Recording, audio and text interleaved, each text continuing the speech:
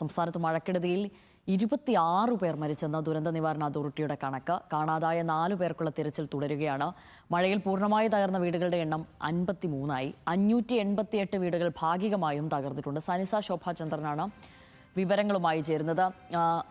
സനിസ, പറയൂ, 26 പേരാണ് മരിച്ചിരിക്കുന്നത് എന്നുള്ളതാണല്ലോ ഏറ്റവും ഔദ്യോഗികമായി ഏറ്റവും ഒടുവിൽ പുറത്തു വരുന്ന വിവരങ്ങൾ. വിശദാംശങ്ങൾ. അതെ ഷാമിലി, മഴക്കെടുതിയിൽ ഈ പ്രകൃതിക്ഷോഭവുമായി ബന്ധപ്പെട്ട് സംസ്ഥാനത്ത് ഇതുവരെ 26 പേരുടെ ജീവനാണ് നഷ്ടപ്പെട്ടിരിക്കുന്നത്. റവന്യൂ വകുപ്പ് വ്യക്തമാക്കുന്നുണ്ട് ഇനിയും ജാഗ്രത തുടരേണ്ട സാഹചര്യം തന്നെയാണ്. പക്ഷേ മഴ കുറഞ്ഞതായിട്ടും റവന്യൂ വകുപ്പ് വ്യക്തമാക്കുന്നുണ്ട്. ഈ ഒരു സാഹചര്യത്തിൽ 462 ദുരിതാശ്വാസ ക്യാമ്പുകളിലായി 27,048 പേരെ മാറ്റിപ്പാർപ്പിച്ചിട്ടുണ്ട്. അതിൽ 11,000-ലേറെ പേർ പുരുഷന്മാരും 11,760 സ്ത്രീകളും 11,232 പുരുഷന്മാരും 4,006 കുട്ടികളുമാണ് ഉള്ളത്.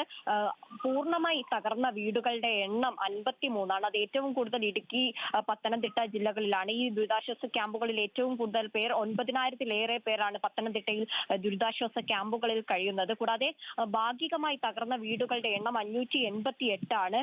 26 പേരാണ് മരിച്ചിരിക്കുന്നത്. 11 പേർക്ക് പരിക്കേറ്റിട്ടുണ്ട്. 4 പേർക്കായിട്ടുള്ള തിരച്ചിൽ ഇപ്പോഴും തുടരുകയാണ്. ഇത്തരത്തിലാണ് മഴക്കെടുതിയുമായി ബന്ധപ്പെട്ട കണക്കുകൾ. കൂടാതെ ഈ ദുരന്ത നിവാരണവുമായി ബന്ധപ്പെട്ട ഒരുപാട് കാര്യങ്ങൾ ഇനി നീങ്ങാനുള്ള ഈ കയത്തിലേക്ക് പോയ ആളുകളുടെ പുനരുജ്ജീവനം, അവരെ പുനരധിവസിക്കേണ്ട കാര്യങ്ങളൊക്കെ നിൽക്കുന്നുണ്ട്. ഈ ഒരു ഘട്ടത്തിൽ പ്രധാനമായിട്ടും നമ്മൾ പറയേണ്ടത്, നിലവിൽ റവന്യൂ സെക്രട്ടറി ഈ വകുപ്പിന്റെ ഏകോപനം നടത്തേണ്ടത്, ഈ ഫണ്ട് അടക്കം വിനിയോഗിക്കേണ്ട ചുമതലകളുള്ള റവന്യൂ സെക്രട്ടറിയുടെ തസ്തിക ഒഴിഞ്ഞുകിടക്കുന്ന ഒരു സാഹചര്യം കൂടി സംസ്ഥാനത്തുണ്ട് എന്നതാണ്.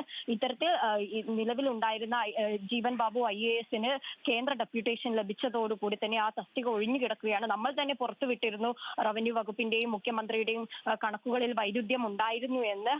അത്തരം ഒരു വീഴ്ചയും വകുപ്പിൽ വന്നിരുന്നു. എന്നാൽ ഇപ്പോൾ ഇതാ അവസാനമായിട്ട് വന്ന കണക്കുകൾ ഇതാണ്.